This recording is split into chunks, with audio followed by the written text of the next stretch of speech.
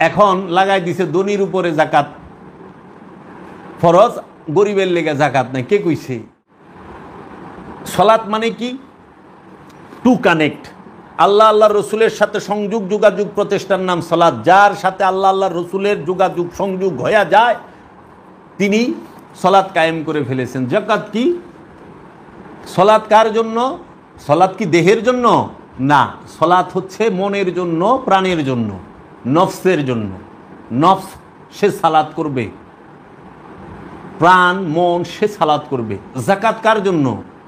জাকাত কি মালের জন্য না নফস আর মনের জন্য, মন প্রাণের জন্য? মন আর প্রাণের জন্য জাকাত, মালের জন্য তো জাকাত না।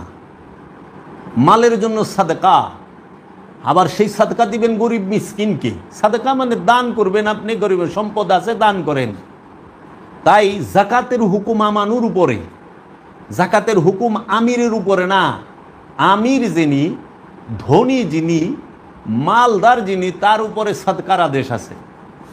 আর আমানু মানে বিশ্বাসী, আমানুকে যিনি রসুলের কাছে মুরিদ হয়েছেন, যিনি রসুলের কাছে বায়াত হয়ে রসুলের ইচ্ছা মতো রসুল যেভাবে বলে সেইভাবে এবাদত বন্দিগি করেন, আমল করেন, কর্ম করেন, তিনি আমানু, প্রাথমিক বিশ্বাসী। এই আমানু উপরে জাকাত ফরজ। সে আমানু সে ভিক্ষুকও হইতে পারে, সে দিন মজুরও হইতে পারে, সে মুচি বলেন, চামার বলেন, জেলে বলেন, যেই কর্ম করুক সে আমানু হইতে পারে। মোট কথা রসুলের উপরে তার বিশ্বাস থাকতে হবে, রবের উপরে বিশ্বাস, এবং রসুলের উপরে যাহা যাহা নাজিল হয়েছে সব কিছুর উপরে বিশ্বাস করতে হবে।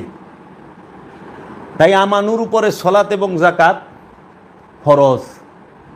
এখন লাগাই দিছে ধনীর উপরে জাকাত ফরজ, গরিবের লেগে জাকাত নাই। কে কইছে?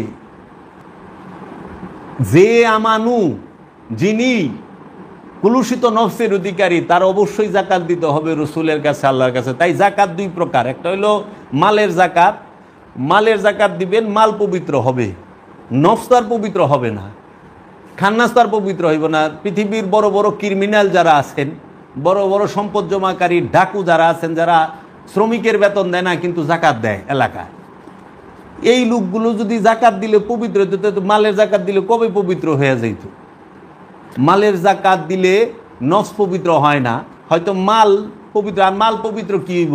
টাকার মধ্যে তো শয়তান নাই, স্বর্ণের মধ্যে তো শয়তান নাই, হীরা গহনার মধ্যে তো শয়তান নাই, দান চাউলের মধ্যে তো শয়তান নাই।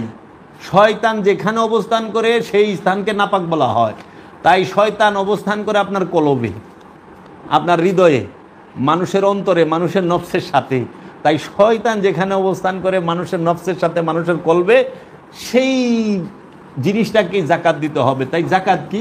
আপনি আল্লাহর তরফ হইতে যাহা কিছু পাইছেন, নফসের জাকাত যেটা, আল্লাহর কাছ থেকে আপনি যাহা কিছু পাইছেন, জ্ঞান, বুদ্ধি, ধন, সম্পদ, বাল বাচ্চা, সমস্ত কিছু যাহা কিছু পাইছেন, যেভাবে পাইছেন রবের তরফ হইতে, সমস্ত কিছু রবের রাস্তায়, রবের ইচ্ছার কাছে, রবের এবং রসুলের কদমে উৎসর্গ করার নামই জাকাত।